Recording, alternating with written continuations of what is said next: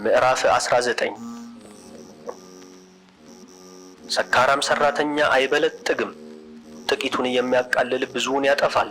መጠጥና ሴት ጠቢባንን ያስቷቸዋል። ጋለሞታን የሚከተላት በደለኛ ነው፣ የዚህም ፍጻሜው ትልና ጥፋት ነው። ደፋር ሰውነት ከመከራ አትጠበቅም፣ ፈጥኖ የሚያምን ልቡናው ቀሊል ነው። ኃጢአትን የሚሰራም ራሱን ይበድላል። ልቡናውን ደስ የሚያሰኝ ሰው ይደነቃል፣ ብዙ መናገርንም የሚጠላ ኃጢአቱን ያሳንሳል። የሰማኸውን ቃል አታውጣ አትድገመውም፣ ለዘለዓለሙም የባሰ አያገኝህም። በወዳጅና በጠላት ዘንድ የምትናገረው ነገር አይኑር፣ ስተህ የሰራኸው ኃጢአትህንም አትናገር። ቢሰማ አይሰውርልህምና እስክትሞትም ድረስ ይጠብቅሃል። የሰማኸውን ቃል አታውጣ፣ ከዚህም በኋላ የሚያገኝህ ክፉ ነገር እንደሌለ እመን። አላዋቂ ሰው የሰማውን ነገር እስከሚያወጣ ድረስ ይቅበዘበዛል። ልጅ የምትወልድ ሴትም በምጥ እንደምትጨነቅ ይጨነቃል። የተወጋ ሰውም ጦሩን ከላዩ ይነቅል ዘንድ እንደሚቸኩል አላዋቂ ሰው የሰማውን ቃል ያወጣ ዘንድ ይቸኩላል። ወዳጅህን አላደረገ እንደሆነ ወይም አድርጎ እንደሆነ እንዳይደግም ገስጸው። ወዳጅህን አልተናገረ እንደሆነ ወይም ተናግሮ እንደሆነ እንዳይደግም ገስጸው። ወዳጅህን በጥላቻ ነገር ተሰርቶበት ይሆናልና ገስጸው። ከልቡ ሳይፈቅድ የሚሳሳት ሰው አለና የነገሩህን ነገር ሁሉ አትመን። በአንደበቱ የማይሳሳት ማን ነው? ቁጣ ሳይበዛ ወዳጅህን ገስጸው። ስለ እግዚአብሔር ሕግም ቁጣን አሳልፋት። ጥበብ ሁላ እግዚአብሔርን መፍራት ናትና፣ ጥበብም ሁላ ሕጉን ታስጠብቃለችና። እውነተኛና ሐሰተኛ ጥበብ። ክፉን የሚያስተምር ጥበብ የለም፣ ለኃጥአንም ምክር ጥበብ የላትም። ከሁሉ የምትረክስ ክፋት አለች፣ አእምሮ የጎደለውም አላዋቂም አለ። ነገር ግን ከሚራቀቅ የእግዚአብሔርንም ሕግ ከሚክድ ይልቅ እግዚአብሔርን የሚፈራ አላዋቂ ይሻላል። እየበደለ የሚራቀቅና የሚጠነቀቅ አለ።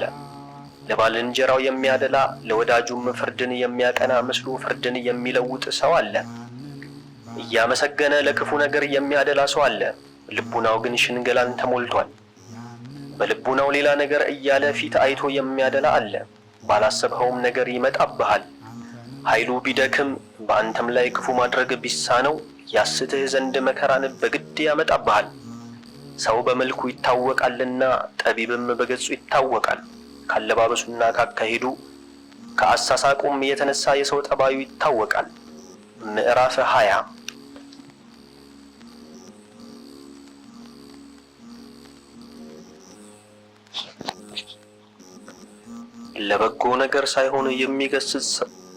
ለበጎ ነገር ሳይሆን የሚገስጽ ሰው አለ። አዋቂ ሆኖ ሳለም ዝም የሚል ሰው አለ። ነገር ግን ከመንቀፍ መገሰጽ ይሻላል። ስህተቱን የሚያምን ከጥፋት ይድናል።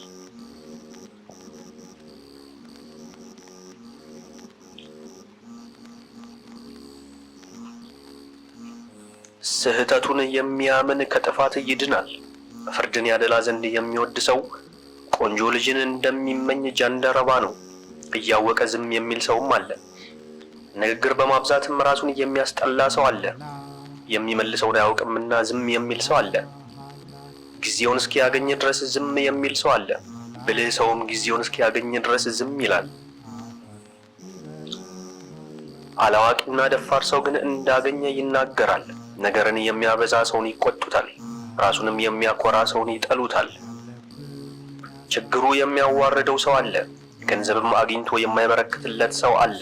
የማይጠቅምህን የሚሰጥህ ሰው አለ፣ ሰጥቶም እጥፍ አድርጎ የሚቀበልህ ሰው አለ። እየተቸገረ ራሱን የሚያኮራ አለ፣ ራሱን በማዋረዱም የሚከብር አለ። በጥቂት ብዙ የሚገዛ አለ፣ 7 እጥፍ ያደርገውም ዘንድ ይፈልጋል። ብልህ ሰው በቃሉ ራሱን ያስወድዳል። የአላዋቂዎች ስጦታም ተወዳጅነት የላትም። አላዋቂ ሰው ጥቅምና ተወዳጅነት የሌለውን ገንዘብ ይሰጥሃል። ጥቂት ቢሰጥህም ለልቡ ብዙ የሰጠህ ይመስለዋል። ጥቂት ቢሰጥህ ብዙ እንደሰጠህ ይላገድብሃል። በአንተም ላይ ነገሩን ያበዛል፣ የሰጠህንም ይናገርብህ ዘንድ በአደባባይ ይዞራል። ዛሬ ቢሰጥህ ነገ ይከፈልሃል። እንዲህ ያለው ሰው የሚያስጠላ ነው። አላዋቂ ሰው ግን ወዳጅ አልፈልግም፣ ምን ይጠቅመኛል? በጎ ነገር ያደረኩለት እኔ ዋጋን አላገኘሁምና እህሌንም የሚመገቡ ሰዎች በእኔ ክፉ ነገር ይናገራሉ። ሁሉም ሁልጊዜ ያሙኛል፣ በእኔም ይስቃሉ ይላል። የማይገባ ንግግር። በአንደበትህ አድጦህ ከምትወድቅ በምድር ላይ አድጦህ ብትወድቅ ይሻልሃል። እንዲሁ የክፉ ሰው አወዳደቅ ፈጥኖ ይመጣል። እንዳገኘ የሚናገር ሰው ራሱን ያስነውራል፣ ለቃሉም መወደድ የለውም። በአላዋቂዎች አንደበትም ነገር ይጠላል፣ በጊዜው አይናገረውምና። በአላዋቂ ሰው አንደበት ምሳሌ ይጠላል። በተቸገረ ጊዜ እግዚአብሔርን ወደ መፍራት የሚመለስ ሰው አለ። ሰውነቱም በመልካም ታርፋለች፣ በማፈርም ሰውነቱን የሚያጠፋ አለ። በአላዋቂነቱም ሰውነቱን ያጠፋል፣ በማፈር ላይ ሰጠው ለወዳጁ ተስፋ የሚሰጠው አለ። ስለዚህም ነገር በከንቱ ጠላት ይሆነዋል። የሐሰተኛ ሰው ውርደቱ ክፉ ነው፣ የአላዋቂዎች ነገራቸው የተጠላ ነው። ከሐሰተኛ ሌባ ይሻላል፣ ነገር ግን የሁለቱም ፍጻሜያቸው ሞትና ውርደት ነው። ሐሰተኛ ሰው ፈጽሞ ይዋረዳል ያፍራልም። በቃሉ ብልህ የሆነ ሰው ነገሩ ይሰማል፣ ብልህ ሰው መኳንንቱን ደስ ያሰኛል።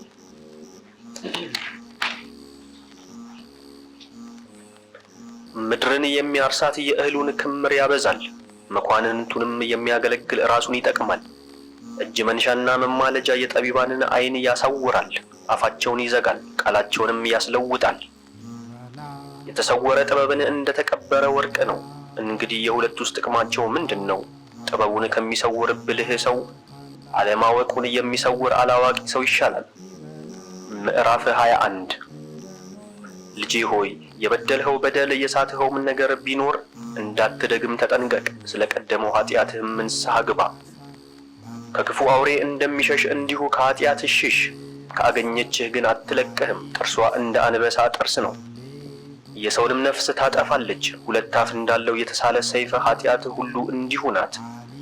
ካቆሰለችም ለቁስሏ ፈውስ የለውም። መመካትና መኩራት ትዕቢትም ባለጸግነትን ያጠፏታል። እንደዚሁም የትዕቢተኞችን ቤት ያጠፋሉ። ድሃ በሚለምንበት ጊዜ አፉን እስከ ጆሮ ይከፍታል፣ ጩኸቱም ፈጥኖ ወደ እግዚአብሔር ይደርሳል። ምክርን የሚጠላ ሰው ኃጢአተኞችን ይከተላቸዋል። እግዚአብሔርን የሚፈራ ሰው ግን በመከሩት ጊዜ ልቡናውን ይመልሳል።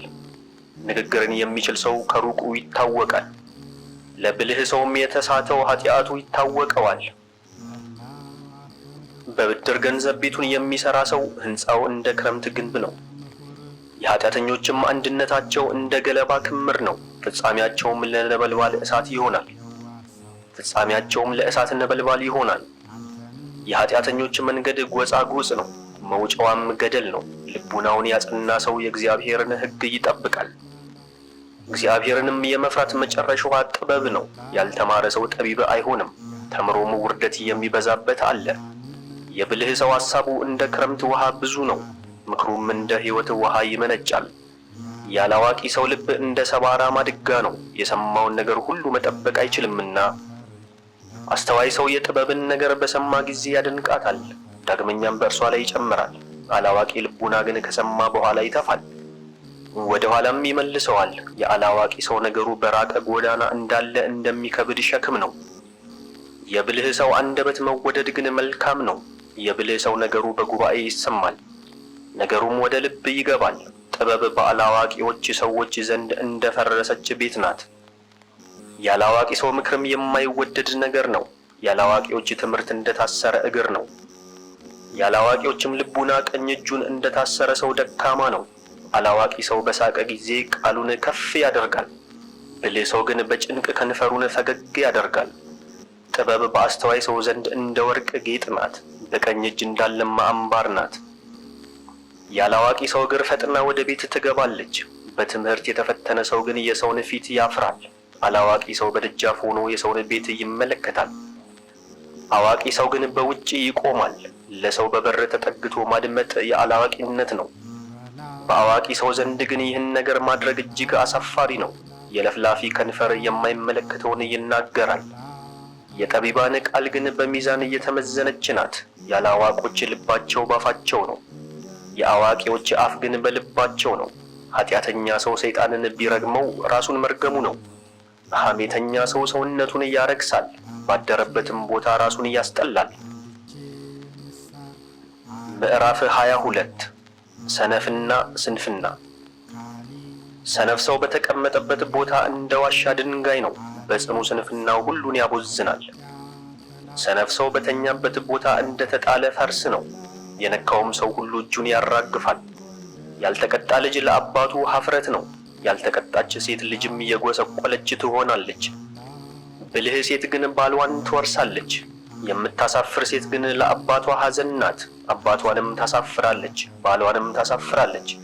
ደፋርም ናት፣ በሁለቱም ዘንድ እጥፍ ትዋረዳለች። ጥበብና ሞኝነት። ባገኘበት ቦታ ነገሩን የሚናገር ሰው በልቅሶ ቤት መሰንቆ እንደሚመታ ሰው ነው። ግርፋትና ተግሳጽ ሁልጊዜ ብልህ ያደርጋል። ሰነፍ ሰውን የሚያስተምር ሰው የተሰበረ ገልን እንደሚጠግን ሰው ነው። የተኛ ሰውንም ከጽኑ እንቅልፍ እንደመቀስቀስ ነው። ለሰነፍ ሰው የሚነግር በጽኑ እንቅልፍ ለተያዘ ሰው እንደሚነግር ነው። ነግረው ከጨረስክ በኋላ ምን ተናገርክ ይልሃል። ብርሃኑ አልፏልና ለሞተ ሰው አልቅስለት፣ አእምሮም ጠፍቷልና ለሰነፍ ሰው አልቅስለት። ከሞተ በኋላ አይመለስምና ለሞተ ሰው ታለቅስለት ዘንድ አገባብ ነው። ከመሞቱ መኖሩ ይከፋበታልና ለሰነፍ ሰው በሕይወቱ ሳለ አልቅስለት። ሰዎች ስለ ሞተ ሰው 7 ቀን ያለቅሳሉ። ሰዎች ስለ ሞተ ሰው 7 ቀን ያለቅሱለታል። ለሰነፍና ለኃጢአተኛ ግን በሕይወት ዘመኑ ሁሉ አልቅስለት። ከሰነፍ ሰው ጋር ነገርን አታብዛ፣ አእምሮ ከሌለውም ሰው ጋር አትሂድ። ወደ መከራ እንዳያገባህ አንተም በእርሱ ስንፍና እንዳትነቀፍ ተጠበቅ። ከእርሱ ራቅ፣ ሰውነትህም ታርፋለች ይቀልሃልም።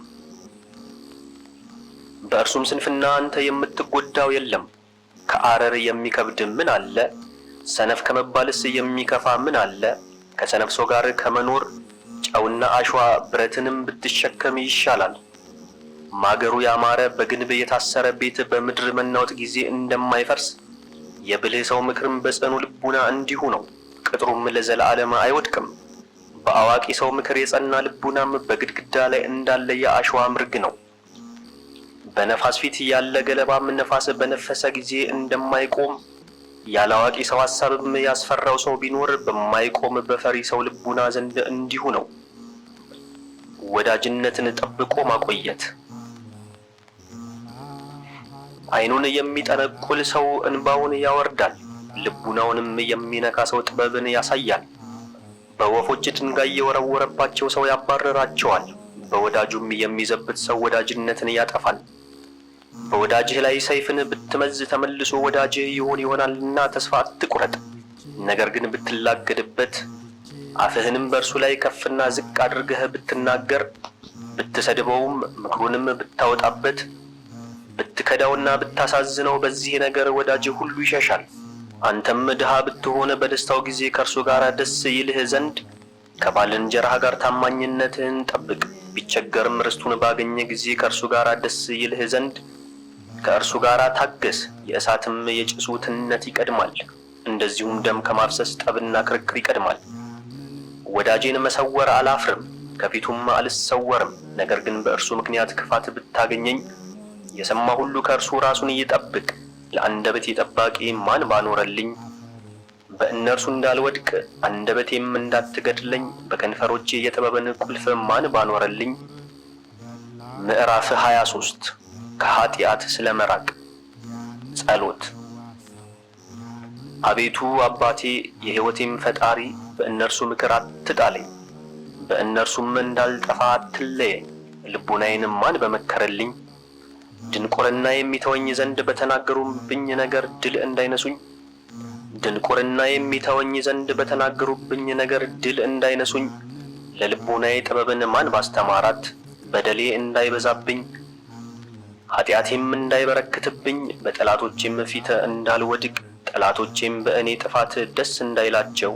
ጌታዬ አባቴ የሕይወቴ ፈጣሪ ሆይ ዓይኔን የሚያስታትን ነገር አታምጣብኝ። መጎምጀትንም ከእኔ አርቅልኝ። ጥጋብ አይምጣብኝ፣ ቁንጣንም አያቀናጠኝ። ለክፉ ሰውም አሳልፈህ አትስጠኝ። አንደበትን ስለመግራት። ልጆቼ ሆይ የአንደበቴን ምክር ስሙኝ። ቃሌን እየጠበቀ አይሰነካከልም፣ አንደበቱንም እየጠበቀ አይወድቅም። ኃጢአተኛ በስንፍናው ይያዛል፣ ተሳዳቢና ትዕቢተኛም እንደዚሁ ይሰነካከላሉ። ልጄ ሆይ ለአፍህ መሐላን አታስለምደው፣ በማልህም ጊዜ የቅዱሱን ስም በሐሰት አትጥራ። ሁልጊዜ የተመረመረ የሚገረፍ ባሪያ ቁስሉ እንደማይደርቅ እንደዚሁ ሲምል ሁልጊዜ የእግዚአብሔርን ስም በሐሰት የሚጠራ ሰው ከኃጢአት አይነጻም።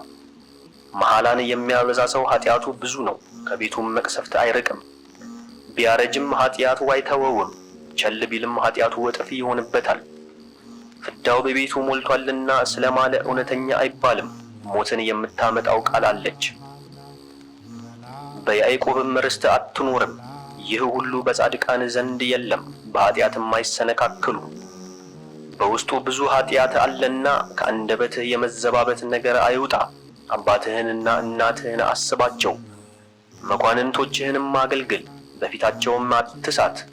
ባልተወለድሁ እንዳትል የተወለድክበትንም ቀን እንዳትረግም በስንፍናህ እንዳትጠላሁን። በሰው ላይ መሳለቅን የለመደ ሰው መላ ሕይወቱን ብልህ አይሆንም። ስለ ዝሙት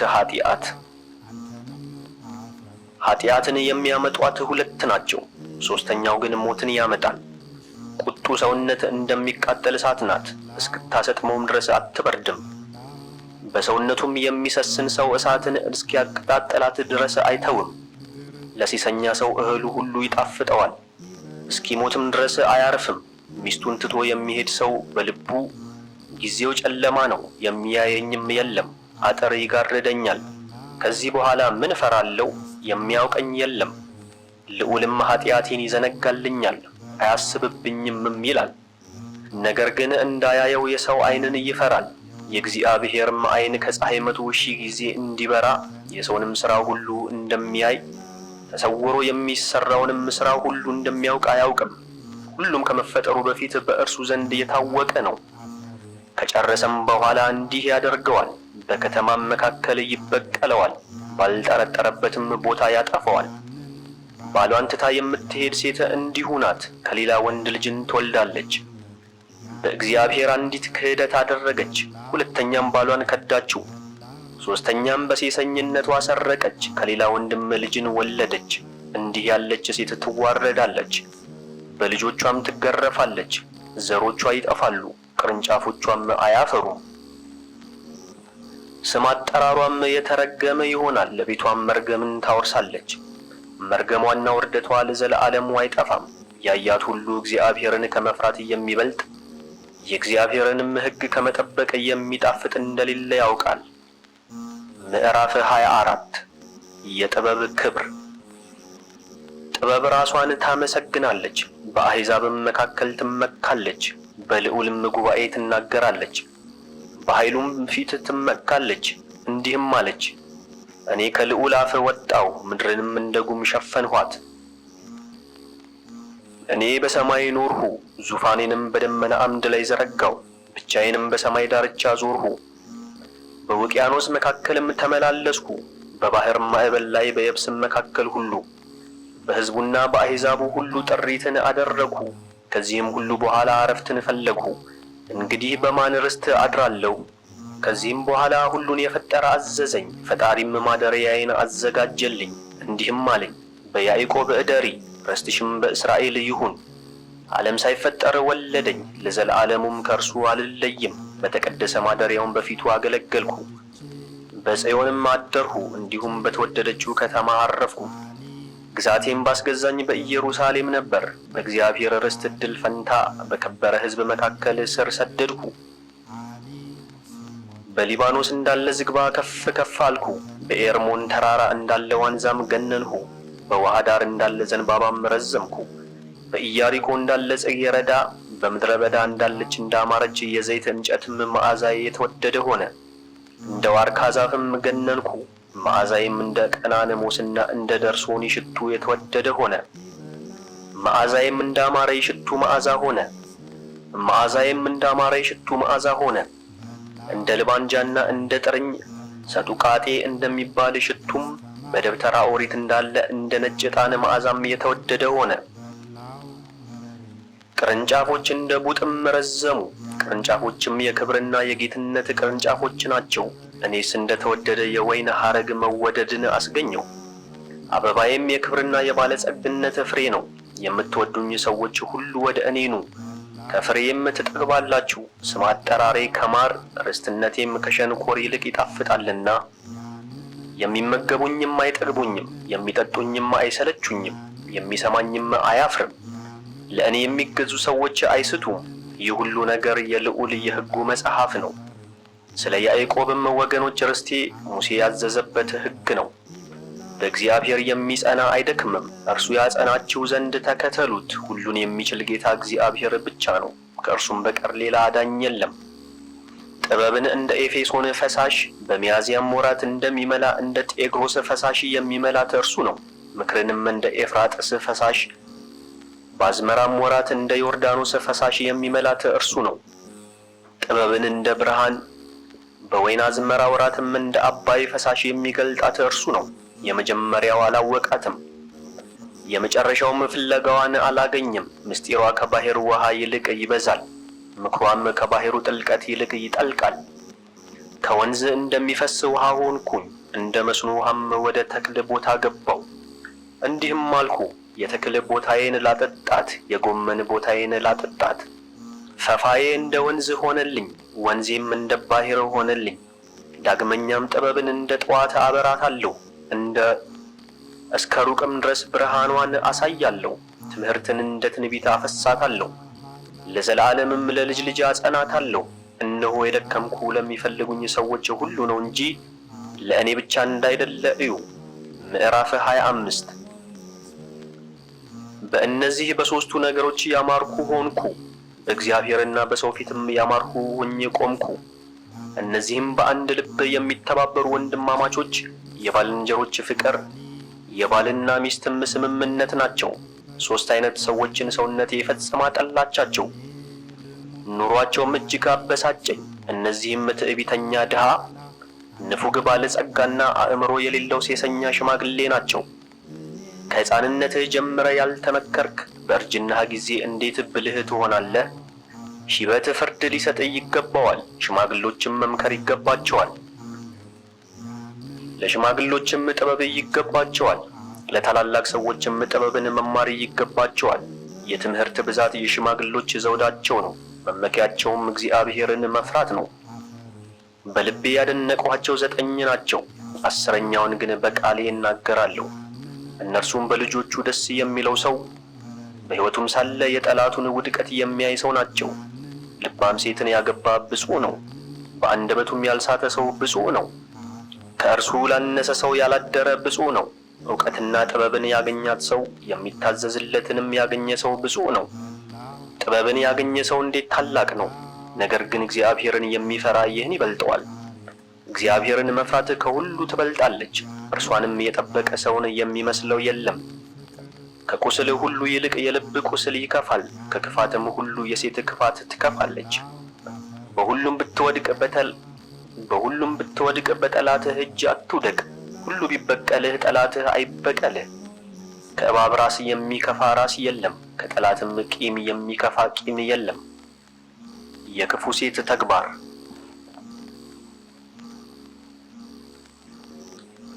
ከክፉ ሴት ጋር ከምትኖር ከአንበሶችና ከምድር አውሬዎች ጋር መኖር ይሻላል። ክፋቷ መልኳን ይለውጠዋል፣ ፊቷንም እንደ ድብ መልክ ያጠቁረዋል። ባሏንም በባልንጀሮቹ መካከል ይንቁታል፣ መራራ ሐዘንንም ያሳዝኑታል፣ አስጨንቀውም ይይዙታል። ክፋቱ ሁሉ ከሴት ክፋት ታንሳለች፣ እርሷም ወደ ኃጢአት ዕድል ታደርሳለች። የአሸዋ አቀበት የሽማግሌዎችን እግራቸውን እንደሚያደክም እንዲሁ ቀባጣሪ ሴት የዋህ ባልን ታደክመዋለች። የሴት መልኳ አያስትህ፣ ሀብቷም አያስጎምጅህ። መቅሰፍትና ጥፋት ጽኑ ውርደትም ናትና። ሴት ባሏን ብትመግበው ቁጣን አለማክበርንና ብዙ ዘለፋን የተሞላች ትሆናለች። ለልብ ቁስል ናት፣ ለፊትም ጥቁረት ናት፣ ለነፍስም ሐዘን ናት። እንዲሁ ባሏን የማታከብር ሴት እንደ ሽባ ልጅና ልምሾ እንደሆነ እግር ናት። በመጀመሪያም ኃጢአት ከሴት ተገኘች፣ በእርሷም ምክንያት ሁላችን እንሞታለን። ለውሃ መፍሰሻ አታብጅለት፣ ለሴትም የልብህን ምስጢር አታውጣላት። እንደ ጠባይ ካልሆነች ፍታት፣ ከሰውነትህም ለያት። ምዕራፍ 26 የደግ ሴት ተግባር። ደግ ሴት ባሏ ያመሰግናታል፣ የሕይወት ዘመኑም እጥፍ ይሆናል። ቅን ሴት ባሏን ደስ ታሰኘዋለች፣ ዘመኑንም በሰላም ይጨርሳል። የደግ ሴት ዕድሏ ያማረ ነው፣ እግዚአብሔርን የሚፈራ ሰውንም ወደ ዕድሉ ታደርሰዋለች። የባለጸጋውም የድሃውም ልቡ የቀና ይሁን፣ ሁልጊዜም ፊቱ የበራ ይሁን። ስለ ክፉ ሴት።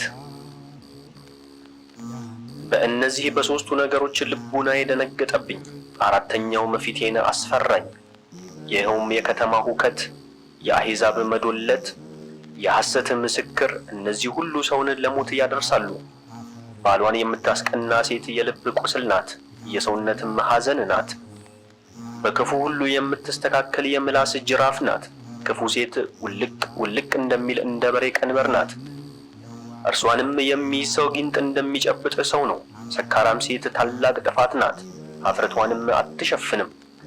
የሴት ዝሙቷ በዓይኗ ይታወቃል፣ በቅንድቧም ይታወቃል። ስታ ራሷን እንዳታጠፋ ልጅህን አጽንተህ ጠብቃት፣ ከአመንዝራ ዓይን ጠብቃት። ብትበድልህም አትደነቅ። እርሷ የተጠማ ሰው ከቀረበው ውሃው ሁሉ እየላሰ እንደሚጠጣ፣ በዛፍም ሁሉ ስር እንደሚያርፍ፣ ፍላጻውንም ከሰገባው እንደሚያወጣ ናትና። የደግ ሴት በረከት። የሴት ሞገሷ ባሏን ደስ ያሰኛል፣ ጥበቧም አጥንቱን ያለመልመዋል። የዋህ ሴት የእግዚአብሔር ስጦታ ናት፣ ለብልህ ሴት ለውጥ የላትም። የምታፍር ሴት በበረከት ላይ በረከት ናት፣ ለትዕግስተኛ ሴት ለውጥ የላትም። ፀሐይ በእግዚአብሔር ሰማይ እንደሚያበራ እንደዚሁ የደግ ሴት ውበቷ ባማረ በቤቷ ውስጥ ነው። የተቀደሰችው መብራት በመቅረዟ ላይ እንደምታበራ እንዲሁ የብልህ ሰው የመልኩ ውበት በጠባዩ ውበት ነው። በብር ስክተት ላይ እንደቆመ የወርቅ ምሰሶዎች በበጎ ሥራ የቆመ የደግ ሰው እግር አገባብም እንደዚሁ ነው። በእነዚህ በሦስቱ ነገሮች ልቦናዬ አዘነብኝ፣ አራተኛው ግን ብስጭትን አመጣብኝ።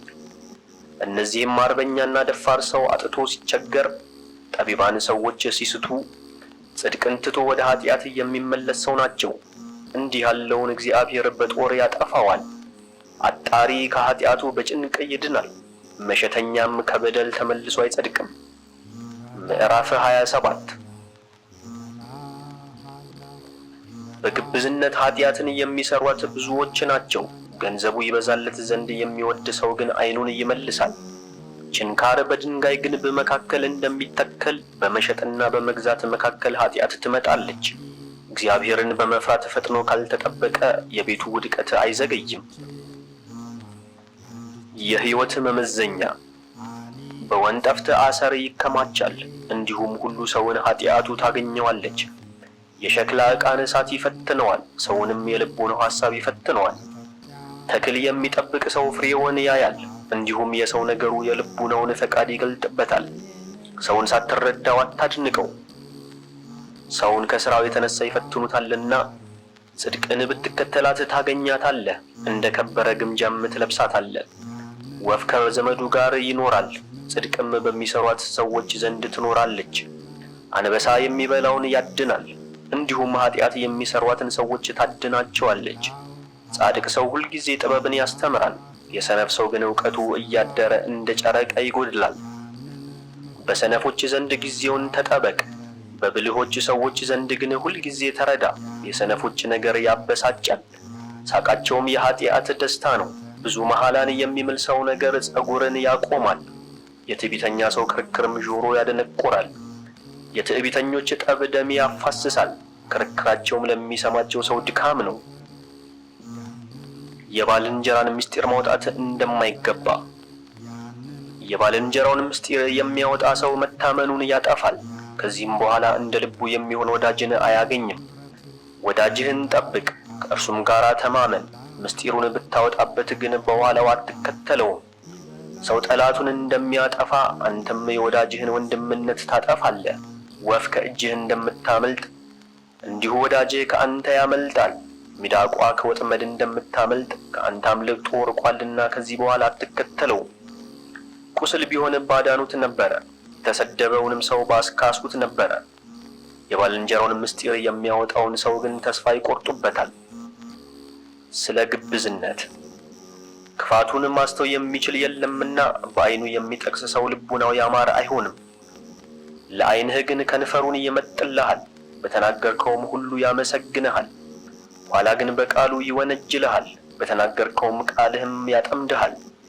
የጠላኋቸውም ብዙዎች ናቸው፣ ነገር ግን እንደ እርሱ አይደሉም። እግዚአብሔርም እርሱን ይጠላል። ድንጋይን ወደ ላይ የሚወረውር ሰው በራሱ ላይ ትወርዳለች፣ የበደል ግርፋትም ቁስሉ ይታወቃል። ለባልንጀራው ጉድጓድ የቆፈረ ሰው እርሱ በውስጡ ይወድቃል፣ ወጥመድም ያዘጋጀ ሰው ራሱ ይያዝበታል። ሰው ኃጢአትን ቢሰራ በእርሱ ላይ ትመለሳለች፣ ከየትም እንደምትመጣ አያውቅም። የትዕቢተኞች ስድባቸውና ሳቃቸው እንደ አንበሳ ያድኗቸዋል፣ ይበቀሏቸዋልም። በጻድቅ ሰው መውደቅ ደስ የሚላቸው ሰዎች በወጥመድ ይያዛሉ፣ የሚሞቱበትም ጊዜ ሳይደርስ መቅሰፍት ያጠፋቸዋል። ቁጣና መዓትም የሚያስጸይፉ ናቸው፣ በኃጢአተኛ ሰውም ዘንድ ጸንተው ይኖራሉ። ምዕራፍ 28 እግዚአብሔርን ለሚታገስ ሰው ይበቀልለታል፣ ኃጢአቱንም ያስተሰርይለታል። ባልንጀራህ የበደለህን በደል ይቅር በለው፣ የዚያን ጊዜ ንስሐ ከገባህ ኃጢአትን ያስተሰርይልሃል። አንተ ሰው ስትሆን እንደ አንተ ያለውን ሰው ከተቀየምክ እግዚአብሔርን እንዴት ይቅር በለኝ ትለዋለህ? እንደ አንተ ያለ ሰውን ይቅር ሳትል ኃጢአትህን ያስተሰርይል ዘንድ እንግዲህ እንዴት ትለምነዋለህ? ሥጋ ለባሹ ቂመኛ ከሆነ ኃጢአቱን ማን ያስተሰርይለታል? ፍጻሜህን አስበህ ጠብን ተዋት፣ ሞትንና ሙስና መቃብርን አስብ። ትእዛዙንም ጠብቅ፣ ሕጉን አስበህ ባልንጀራህን አትቀየም። የልዑልን ፍርዱን አስበህ ቁጣን አርቃት፣ ኃጢአቶችህን ታሳንስልህ ዘንድ ክርክርን ተዋት። ቁጡ ሰው ክርክርን ያነሳሳል፣ ኃጢአተኛ ሰውም ባልንጀራውን ያደክማል፣ ወዳጆቹንም ያጣላል። በእንጨቱ ልክ የእሳቱን ነዲድ ይበዛል፣ በክርክሩም ብዛት መጠን ጠቡ ይበዛል። የሰው ኃይሉ በቁመቱ መጠን ነው፣ በባለጸግነቱም ብዛት መጠን ቁጣውን ያበዛታል። መታበይን የሚያበዛት ሰው እሳትን ያቀጣጥላታል። ለጠብ የሚቸኩል ሰውም ፈጥኖ ደምን ያፈሳል። ክፉ ምላስ ፍምን እፍ ብትላት ትነዳለች፣ ትፍ ብትልባትም ትጠፋለች። ሁለቱም ከአንድ አፍ ይወጣሉ። ሐሜተኛንና ሁለት አንደበት ያለውን ሰው ይረግሙታል፣ ብዙ ወዳጆችን አጋድሏልና። ነገረ ሰሪ አንደበት ብዙ ሰዎችን አወካቸው፣ ከሕዝብም ወደ ሕዝብ አሳደዳቸው። የጸኑ ከተሞችንም አፈረሰ፣ የመኳንንቱንም ቤት ጣለ። ቀባጣሪ አንደበት ደጋግ ሴቶችን ከባሎቻቸው ቤት አስወጥታ ሰደደቻቸው፣ ገንዘባቸውንም አጠፋችባቸው። ከእርሷ ያልተጠበቀ ሰው ግን ለዘላለም አያርፍም፣ በሰላምም አይኖርም። የግርፋት ቁስል መግል ይይዛል፣ የአንደበት ቁስል ግን አጥንትን ይሰብራል። በጦር የወደቁ ሰዎች ብዙ ናቸው፣ ነገር ግን በአንደበት እንደጠፉ አይደሉም። ከእርሷ የዳንና በጥፋቷ ያልተሰነካከለ በቀንበሯም ያላረሰ በእግር ብረቷም ያልታሰረ ብፁዕ ነው። ቀንበሯ የብረት ቀንበር ነውና እግር ብረቷም የብርት ነውና፣ ሞቷም ክፉ ሞት ነው። ከእርሷም ሲኦል ትቀላለች፣ በጻድቃን ግን አትደርስባቸው፣ በእሳቷም አይቃጠሉም። እግዚአብሔርን የዘነጉ ሰዎች በእርሷ ይወድቃሉ፣ በማይጠፋ እሳትም ታቃጥላቸዋለች። እንደ አንበሳም ትወረወርባቸዋለች፣ እንደ ነብርም ትይዛቸዋለች። ንብረትህን በእሾህ ብታጠር፣ ወርቅህንና ብርህንም ብትቆልፍ፣ ነገርህን በሚዛን ብትመዝን፣ ለአፍህም መዝጊያና ቁልፍን ብታደርግ፣ ዳግመኛም በአንደበትህ እንዳትሰነካከል፣ በሚያድንህም ፊት እንዳትጥልህ ተጠበቅ። ምዕራፍ 29 ስለ ማበደርና መበደር። ምጽዋትን የሚመጸውት ሰው ለእግዚአብሔር ያበድራል፣ በእጁም የሚበቃ ያለው ትእዛዙን ይፈጽማል። በደስታው ጊዜ ከእርሱ ጋር ደስ ይልህ ዘንድ በተቸገረ ጊዜ ለባልንጀራህ አበድረው። ቃልህን ጠብቅ፣ ከእርሱም ጋር ተማመን፣ በጊዜውም የሚያስፈልግህን ነገር ታገኛለህ። የብድርን ገንዘብ በምድር ላይ ወድቆ ያገኙት የሚመስላቸው ብዙዎች ናቸው። የረዷቸውንና ያበደሯቸውንም ችግር ይፈጥሩባቸዋል። እስኪበደርህ ድረስ ራስህን ይስምሃል፣ ቃሉንም ያለሰልሳል። ገንዘብህንም እስኪወስድ ድረስ ያባብልሃል፣ በሚከፍልበት ጊዜ ግን ቀጠሮህን ያረዝምብሃል። በገንዘብህም ጠብና ክርክርን ይከፍልሃል፣ ያደክመሃል፣ ቀጠሮህንም ያሳልፋል። እኩሌታውን ቢከፍልህ በጭንቅ ነው። ዳግመኛም ያንኑ በምድር ላይ ወድቆ ያገኘኸው ይመስልሃል። ይህስ ካልሆነ ገንዘብህን ሁሉ ታጣለህ። ዳግመኛም ጠላት ይሆንሃል፣ ርግማንና ስድብን ይከፍልሃል። ከሚያከብርህም ይልቅ ያዋርድሃል። ገንዘባቸውን እንዳያጡና እንዳይጣሉ በመፍራትና ጠብን ባለመውደድ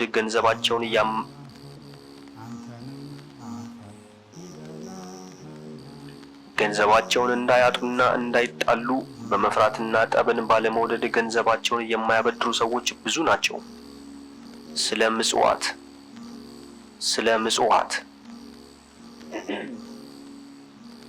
ስለ ምጽዋት ድሃውን ግን ታገሰው፣ ምጽዋቱንም ስጠው፣ አልፈኸውም አትሂድ።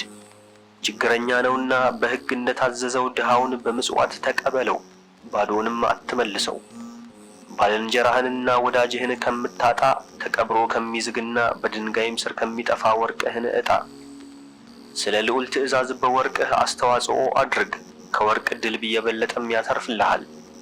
ምጽዋትን በቤቶችህ አድልባት፣ እርሷም ትሻላለች፣ ከመከራህም ሁሉ አንተን ማዳን ትችላለች። ስለ ዋስትና ከጦርና ጋሻ ትሻላለች፣ ጠላትህን ድል ትነሳልሃለች፣ ታጠፋልሃለችም። ደግ ሰው ጎረቤቱን ይዋሳል፣ የማያፍር ሰው ግን ባልንጀራውን ቸል ይላል። ስለ አንተ ፋንታ ሰውነቱን አሳልፎ ሰጥቷልና የተዋሰህን ሰው ውለታ አትርሳ። ጠብን ለማጥፋት መዋስ ደግ ነገር ነው፣ ኃጢአተኛ ሰው ግን ያዳነውን ሰው ውለታ ይዘነጋል። መዋስ ብዙ ደጋግ ሰዎችን አሳዘነ፣ እንደ ባህር ማዕበልም አወካቸው። አርበኞች ሰዎችንም አሳታቸው፣ ወደ ባዕድ ሕዝብም አሳደዳቸው። ኃጢአተኛ ሰው ግን በመዋስ ይጠፋል፣ ለትርፍም የሚሳሳ ሰው በመከራ ይወድቃል። በተቻለህ መጠን ባልንጀራህን ረዳው፣ ነገር ግን እንዳያስትህ ራስህን ጠብቅ። የሕይወትህ መጀመሪያ እህልና ውሃ ልብስም ነው፣ ቤትህ ግን ኀፍረትህን የምትሰውርበት ነው። በሌላ ሰው ገንዘብ በባዕድ ቤት ፈጽመህ ደስ ከሚልህ በራስህ ጎጆ ብትቸገር ይሻልሃል። ለታናሹም ለታላቁም ሥራህንና ቃልህን አሳምር። ከአንዱ ቤት ወደ ሌላው ቤት የሚዞር ሰው ኑሮ ክፉ ነው።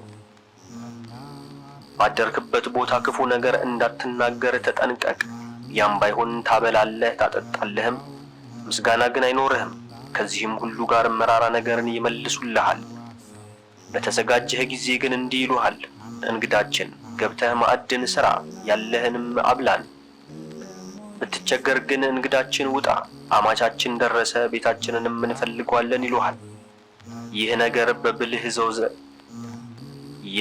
በብልህ ሰው ዘንድ ጭንቅ ነው።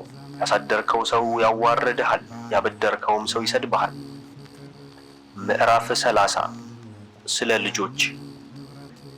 ልጁን የሚወድ ሰው በፍጻሜው በእርሱ ደስ ይለው ዘንድ ልጁን መቅጣትን ቸል አይልም። ልጁን የሚቀጣ ሰው በእርሱ ደስ ይለዋል፣ በወዳጆቹም ዘንድ ይመካበታል።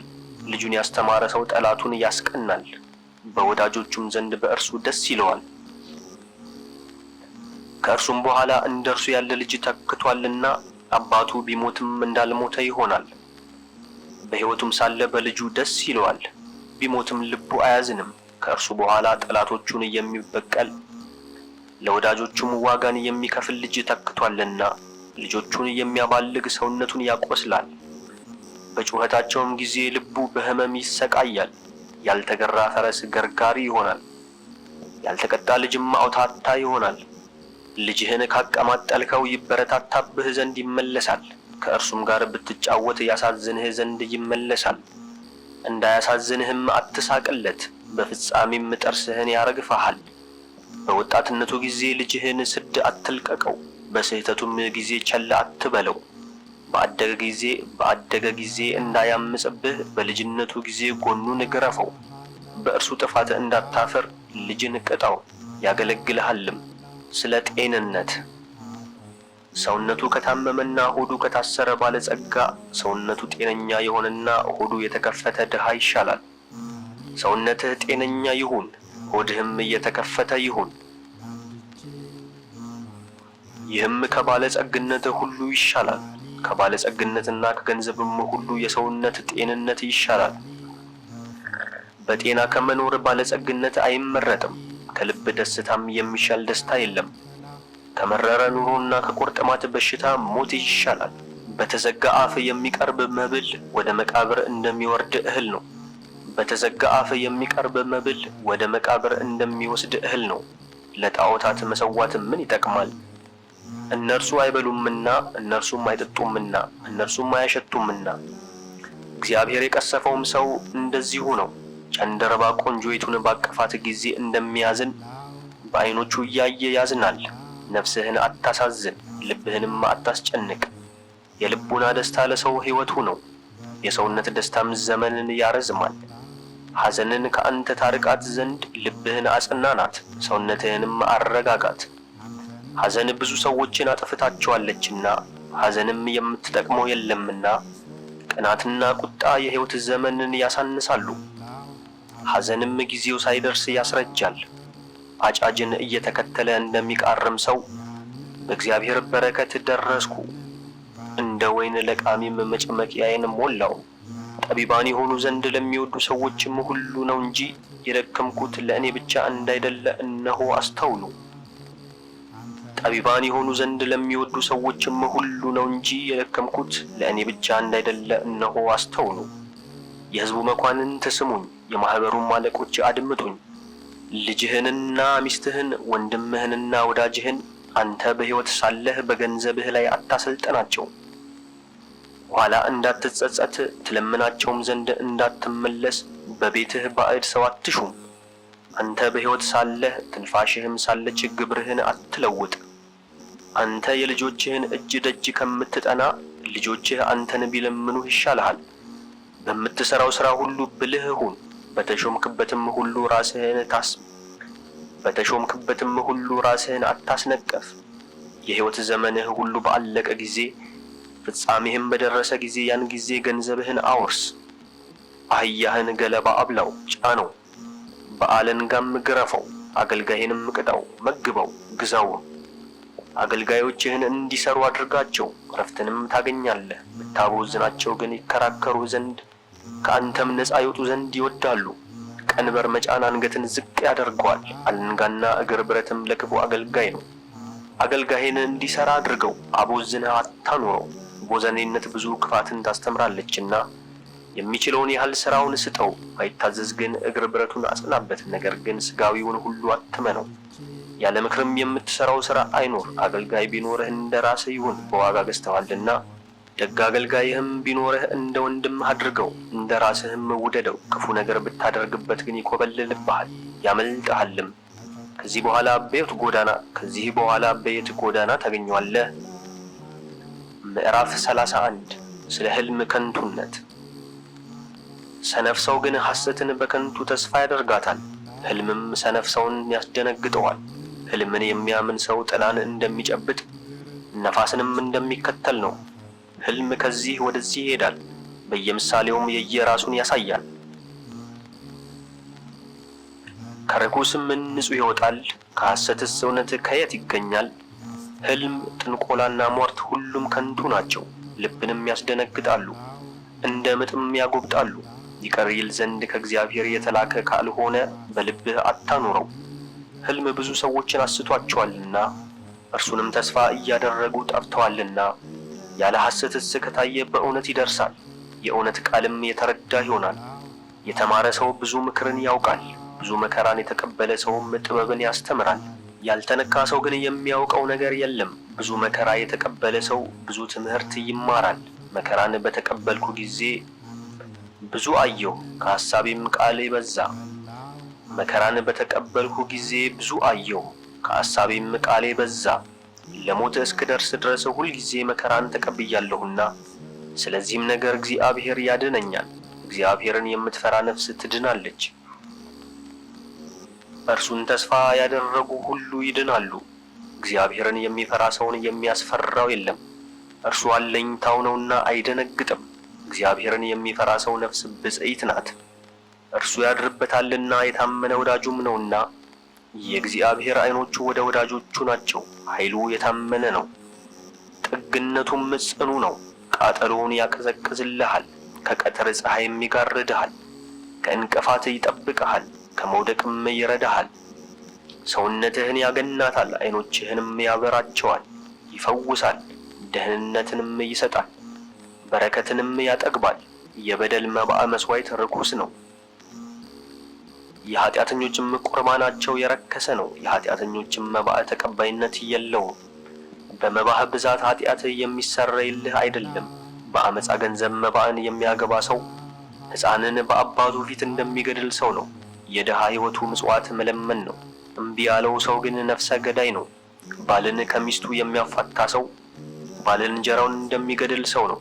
ምንደኛውን ደመወዝ የቀማ ሰው ደሙን ማፍሰሱ ነው። አንዱ ሲሰራ አንዱ ቢያፈርስ የሁለቱስ ድካማቸው ምን ይጠቅማል? አንዱ ሲመርቅ ሌላው ቢረግም ከሁለቱ የማናቸው ቃል ይሰማል? ሬሳ ከዳሰሰ በኋላ እጁን ቢታጠብ ዳግመኛ ሬሳውን ከዳሰሰ መታጠቡ ምን ይጠቅመዋል? እንዲሁ ስለ ኃጢአቱ የሚጾም ሰው ዳግመኛ ይበድል ዘንድ ከሄደ ከዚህ በኋላ ጸሎቱን ማን ይሰማዋል? ሰውነቱንስ ማሳዘኑ ምን ይጠቅመዋል?